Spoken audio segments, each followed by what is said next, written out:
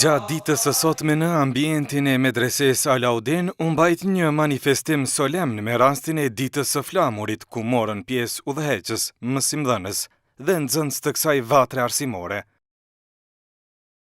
I pranishëm në këtë tubim ishte sekretari i përgjithshëm i Bashkësisë Islame të Kosovës, Ahmet Sadriu, i cili në fjalën e tij theksoi rëndësinë e kësaj dite për kombin ton dhe rolin historik të prizve të Bashkësisë Islame në ruajtjen e identitetit kombëtar.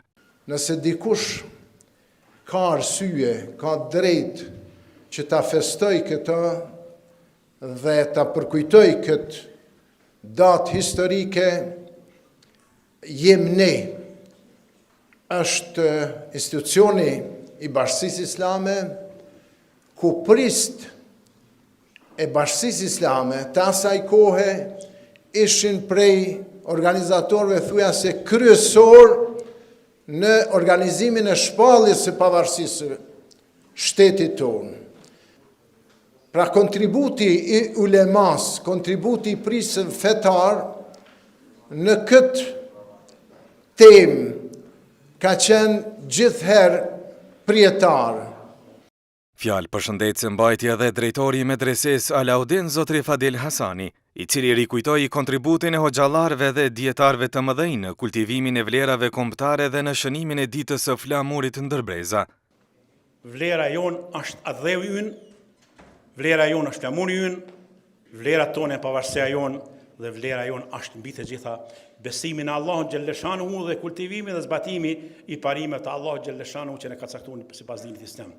Kur ngrit flamurin në Vlorë nga Ismail Qemajli dhe Isa Boletini kur kam rrinë në kohën e tij, por ta dini një gjë që hoxhallarët kanë qenë edhe paralens të këtyre gjërave.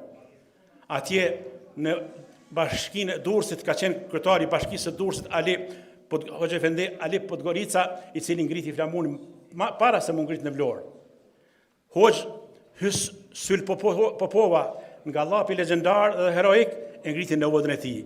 Prandaj edhe ne sot i nderojmë ata të gjithë. Manifestimi u pasurua me pika artistike të përgatitura nga nxënësit e nxënëset e medreses, të cilët me interpretimet e tyre sollën një atmosferë festive dhe solemne.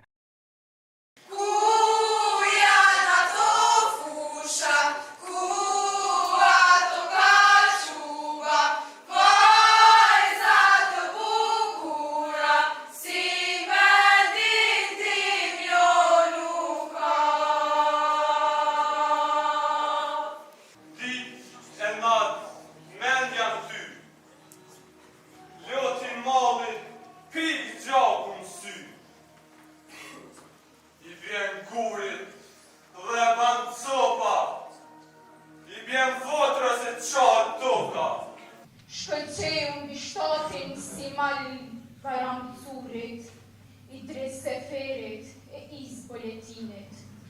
Me këtë aktivitet, medreseja Alaudin edhe njëherë dëshmoi rolin e saj të rëndësishëm në edukimin fetare atë dhe të rinisë sonë.